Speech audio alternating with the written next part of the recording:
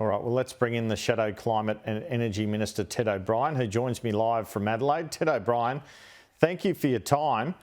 Well, what do you make of Paul Broad's comments? I didn't hear the entire interview with Paul Broad, but what you just played there, Andrew, I think he is right. What Australia doesn't have right now is an honest conversation about the challenge that lies ahead, and I think both the Prime Minister and the Energy Minister have their head stuck in the sand.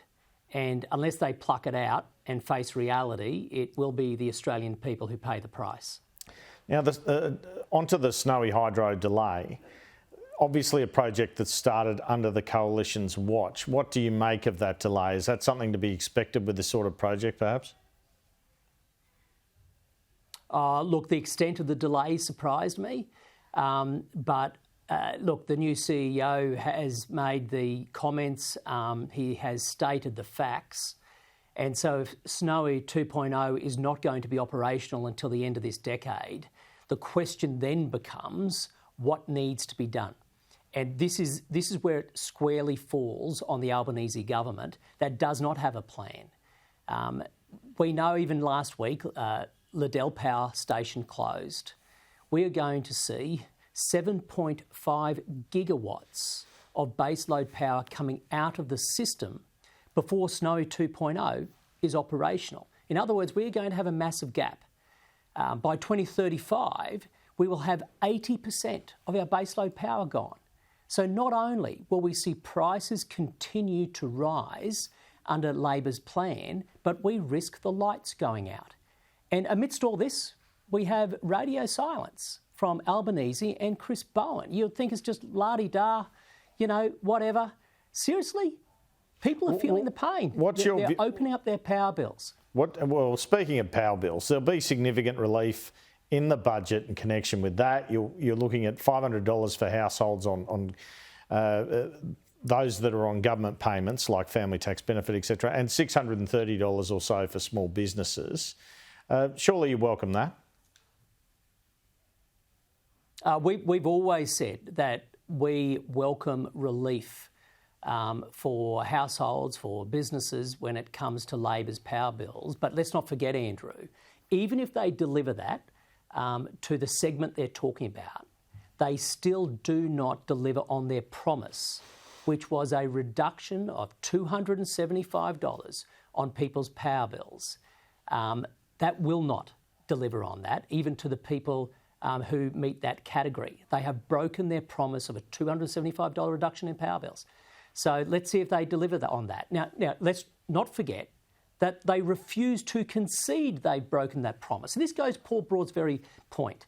Here they are, as a government, Labor saying, it's all right, don't worry, power prices are going to come down, the lights will stay on. But people know in the real world, power prices are going up. We know in the real world that baseload power is coming out of the system. They're not getting renewables there in time. They are killing gas, which is an important transition fuel. They are doing everything to get the lights out and to get prices up. So I don't think people are going to believe it. Well, we haven't spoken since the government announced its intention to extend the gas price cap by 2 years. What did you make of that move?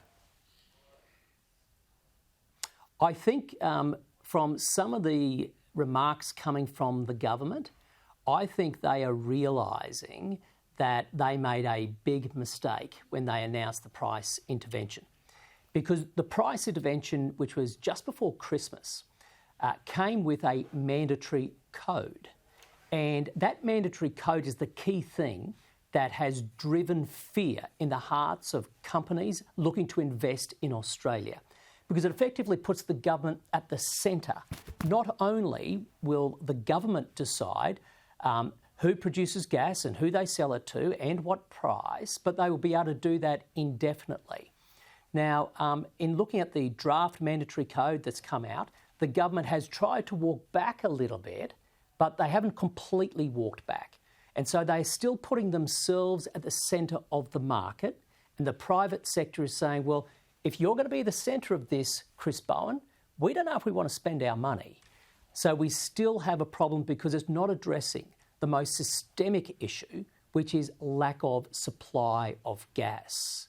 That's the real problem. And it's related to Snowy, it's related to Liddell closing, Andrew. The more and more we have power stations close, we have big renewable projects not delivered, it creates a gap in the market. That gap needs to be filled primarily by gas, and they're doing everything they can as a government to discourage investment in gas. Well, we've heard you talk about nuclear and a lot about gas. Do you yourself have any enthusiasm for the rollout of renewable energy in this country, or do you think the government is too reliant on it? I'm absolutely enthusiastic about renewables. The difference between my view and the government's is I want renewables to succeed. And in order for them to succeed, they need to have complementary technologies that can work together with them in the grid. The government, on the other hand, only wants renewables. And in only wanting renewables, you set them up to fail because each technology has its flaws as it has its strengths. Now we know all the strengths of renewables, but its flaws are when the wind isn't blowing, the sun isn't shining, it can't do the job, which is why it needs complementary technologies. And the best technology available in Australia right now to firm them up is gas. The government's trying to kill it, and this is the problem we have.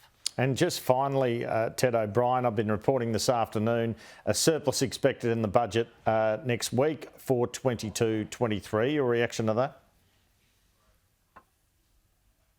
Well, there's no doubt that there has been enormous windfall that has come to government, and that is on the back of the resource sector and indeed the workers of the resource sector.